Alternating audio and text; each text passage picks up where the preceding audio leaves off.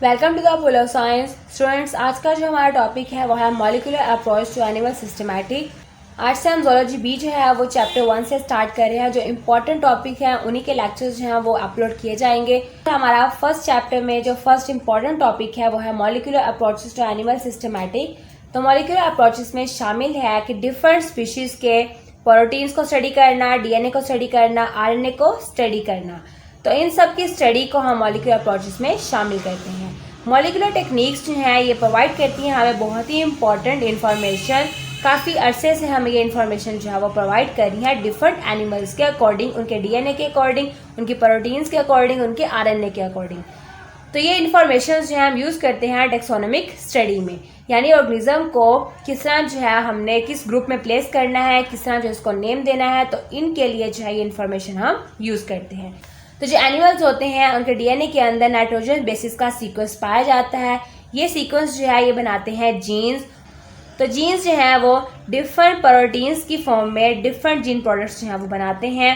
इसके अलावा एनिमल्स की जो क्लोजेंस होती है, यानी एक एनिमल का दूसरे एनिमल के साथ जो रिलेशन होता है, जो क्लोजेंस होती है, वो भी हम इन्हीं जीन प्रोडक्ट्स के जरिए देख सकते हैं। डीएनए रिलेटेड एनिमल्स का हमें बताता है कि एक कॉमन एंसेस्टर जो है इनमें से कौन सा है, यानी हम एनिमल्स के डीएनए को स्टडी करके उनके कॉमन एंसेस्टर यानी कॉमन अबावअजदाद जो है वो सर्च कर सकते हैं।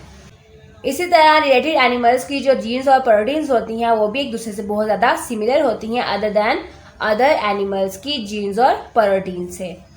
इस टेक्निक में प्रोटीन में अमाइनो एसिड के सीक्वेंस और डीएनए में नाइट्रोजन बेसिस के सीक्वेंस को हम स्टडी करते हैं डिफरेंट एनिमल्स को कंपेयर करने के लिए।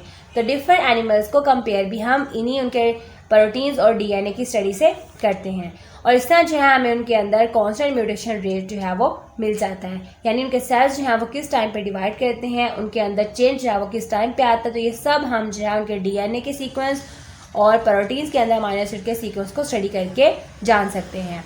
कांस्टेंट म्यूटेशन रेट को हम मॉलिक्यूलर क्लॉक भी कहते हैं। एनिमल्स को ग्रुप में प्लेस करने वाले और एनिमल्स को नेम देने वाले जो साइंटिस्ट होते हैं उनको हम टेक्सोनोमिस्ट कहते हैं। टेक्सोनोमिस्ट जो है वो कॉमन एंसेस्टर से जो आगे ऑफस्प्रिंग प्रोड्यूस होते हैं और उनको कितना टाइम लगा है कॉमन एंसेस्टर से आगे ऑफस्प्रिंग प्रोड्यूस करने में, तो ये टाइम जो है इसकी एस्टिमेशन भी टेक्सोनोमिस्ट लगा सकते हैं। राइबोसोमल आरएनए की जो सीक्वेंसिंग होती है वो इसके लिए बहुत ज़्यादा यूज़ की जाती है। इसके अलावा हम राइबोसोमल आरएनए की सीक्वेंसिंग को टेक्सोनोमिक रिलेशनशिप की स्टडी के लिए भी यूज़ करते हैं। माइटोकॉन्ड्रियल डीएनए जो है वो ज़्यादा यूज़फुल होता है टेक्सोनोमिक स्टडी के लिए, यानी एनिमल्स को ग्रुप में प्लेस करने के लिए और एनिमल्स को साइंटिफिक नेम देने के लिए। अब क्योंकि वजह क्या है माइटोकॉन्ड्रियल डीएनए को ज़्यादा यूज़फुल होने की, तो हम 3 रीजंस जो है इसके पढ़ेंगे। माइटोकॉन्ड्रिया जो है उसका अपना जेनेटिक सिस्टम होता है, इसीलिए हम जो है इसको ज़्यादा यूज़ करते हैं टेक्सोनोमिक स्टडी के लिए। माइटोकॉन्ड्रिया पेरेंट से ऑफस्प्रिंग में ट्रांसफ़र हो जाता है एग साइटोप्लाज्म के ज़रिए, इसलिए हम इसको यूज़ करते हैं। माइटोकॉन्ड्रियल डीएनए जो होता है वो स्मॉल क्वांटिटी ऑफ डीएनए रखता है, इसीलिए हम इसको जो है वो टेक्सोनोमिक स्टडी के लिए यूज़ करते हैं। क्योंकि डीएनए जो है वो कम क्वांटिटी में पाया जाता है, इसको स्टडी करना ईजी हो जाता है। उसके बाद हमारे पास मॉलिक्यूलर एंड ट्रेडिशनल टेक्निक्स जो कि हम मॉलिक्यूलर अप्रोचेस में यूज़ करते हैं। तो मॉलिक्यूलर टेक्निक्स जो हैं वो बहुत ही हेल्प करती हैं टेक्सोनोमिस्ट को ऑर्गेनिज्म को ग्रुपिंग में प्लेस करने के लिए और ऑर्गेनिज्म को साइंटिफिक नेम देने के लिए। बट ये जो टेक्निक्स होती हैं ये ट्रेडिशनल टेक्सोनोमिक मेथड्स को रिप्लेस नहीं कर सकती।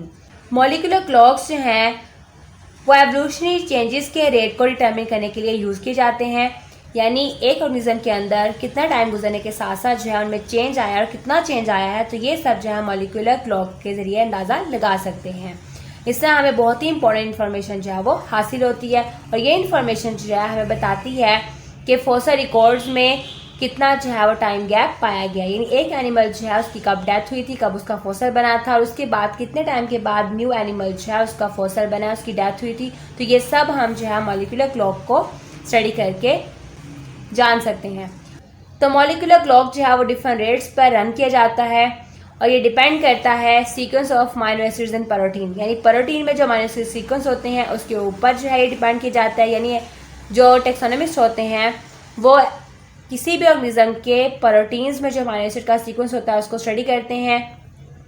इसी तरह उनके डीएनए के अंदर जो बेसिस का सीक्वेंस होता है उसको वो स्टडी करते हैं, जैसे माइटोकॉन्ड्रिया वगैरह को वो स्टडी करते हैं। इसके अलावा उनके न्यूक्लियर डीएनए में जो बेसिस पाई जाती हैं, जो उनका हेरिडिटी मटीरियल होता है उनमें जो बेसिस पाई जाती हैं उनके सीक्वेंस को वो स्टडी करते हैं।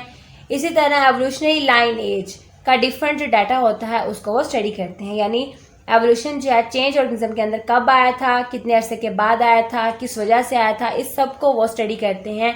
तो मॉलिक्यूलर क्लॉक्स जो है इन 4 स्टेप्स के ऊपर डिपेंड करता है। फिर ही हम ऑर्गेनिज्म को डिफरेंट ग्रुप के अंदर प्लेस करते हैं और फिर उसको स्पेसिफिक साइंटिफिक नेम देते हैं। आज का हमारा टॉपिक है फाइलोजेनेटिक सिस्टमैटिक, जिसको हम क्लेडिस्टिक भी बोलते हैं। तो एवोल्यूशनरी रिलेशनशिप की जो डेवलपमेंट होती है डिफरेंट एनिमल्स के अंदर, डिफरेंट ऑर्गेनिजम्स के अंदर, वो किस बेसिस पे होती है? वो होती है फॉसिल्स की स्टडी करके, फॉसिल्स की एनालिसिस करके और डिफरेंट वो टेस्ट करके हम एवोल्यूशनरी चेंजेस को डेवलप करते हैं। और इन सब टेक्निक्स को फॉलो करके जो हम एवोल्यूशनरी रिलेशनशिप डेवलप करते हैं ऑर्गेनिज्म के दरमियान, उसको हम फाइलोजेनेटिक सिस्टमैटिक कहते हैं। क्लेडिस्टिक का जो मकसद होता है, यानी फाइलोजेनेटिक सिस्टमैटिक का जो मकसद होता है बिल्कुल सिमिलर होता है एवोल्यूशनरी सिस्टमैटिक से। और ये मकसद जो है वो डिफरेंट ग्रुप ऑफ ऑर्गेनिज्म के दरमियान रिलेशनशिप होता है, उनके रिलेशनशिप को देखते हुए हाइपोथेसिस को बनाने का नाम होता है। लेकिन क्लेडिस्ट जो होते हैं वो बहुत ज़्यादा ओपन एनालिसिस करते हैं, बहुत ज़्यादा ओपनली जो है वो टेस्टिंग करते हैं, इसलिए मोर साइंटिफिक होता है देन एवोल्यूशनरी सिस्टमैटिक। यानी बहुत ज़्यादा काम जो है वो टेस्ट करके एनालिसिस करके करते हैं। सिर्फ जो है टाइम गुजरने के साथ साथ जो एवोल्यूशन आती है, चेंज आते हैं ऑर्गेनिज्म के अंदर, उस पर सिर्फ नहीं रहते। वो जोलॉजिस्ट जो फाइलोजेनेटिक सिस्टमैटिक पे काम करते हैं उनको क्लेडिस्ट बोलते हैं। और क्लेडिस्ट जो है वो डिफ्रेंशिएट करते हैं होमोलॉजीज और एनालॉजीज के कॉन्सेप्ट को। क्लेडिस्ट का मानना है कि होमोलॉजीज जो रिसेंटली डिवेल्प होते हैं वो बहुत ज़्यादा यूजफुल होते हैं फाइलोजेनेटिक स्टडी के अंदर। क्लेडिस्ट जो है वो 2 तरह के करैक्टर को स्टडी करते हैं किसी भी ऑर्गेनिजम्स के ग्रुप के दरमियान में। पहला करैक्टर है बेसिक करैक्टर, जिसको हम सिम्प्लिसियोमॉर्फीज कहते हैं। दूसरा करैक्टर है डिराइव्ड करैक्टर, जिसको हम साइनेपोमॉर्फीज कहते हैं।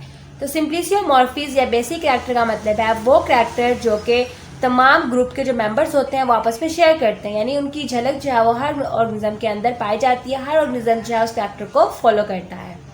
जबकि जो डिराइव्ड करैक्टर और जिसको हम साइनेपोमॉर्फीज कहते हैं वो करैक्टर होता है जो कि ग्रुप के अंदर न्यू डिवेल्प होता है और बहुत ही कम ग्रुप मेंबर्स के अंदर वो पाया जाता है।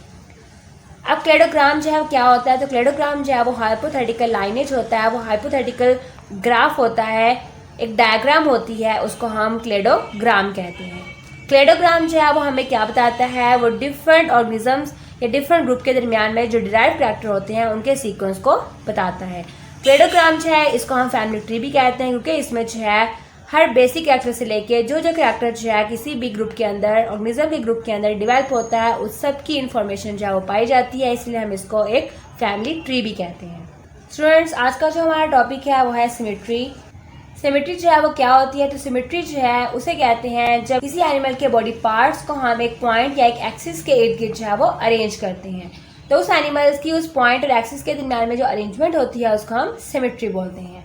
सिमेट्री का कॉन्सेप्ट जो है बहुत ही इंपॉर्टेंट होता है, बहुत ही अंडरस्टैंडिंग है डिफरेंट एनिमल ऑर्गेनाइजेशन के लिए। और इसकी 3 टाइप्स होती हैं, asymmetry, radial symmetry and bilateral symmetry.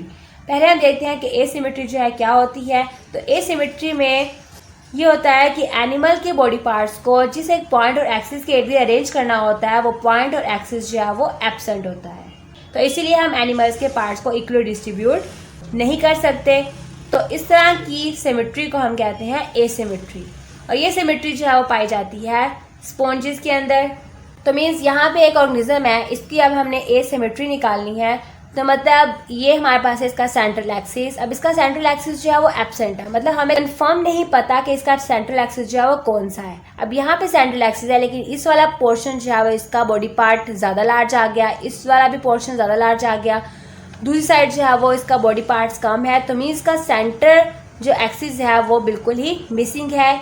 अब अगर हम पॉइंट इसका जो है वो यहाँ पे रखें तब भी इसके बॉडी पार्ट्स जो है वो इक्वली डिस्ट्रीब्यूटेड नहीं होते इस पॉइंट ऑफ एक्सिस के इर्द गिर्द।